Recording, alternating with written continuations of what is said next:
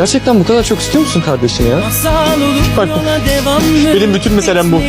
Benim bütün hayat amacım bu. Tamam, yaptığın her şeyi unutacağım.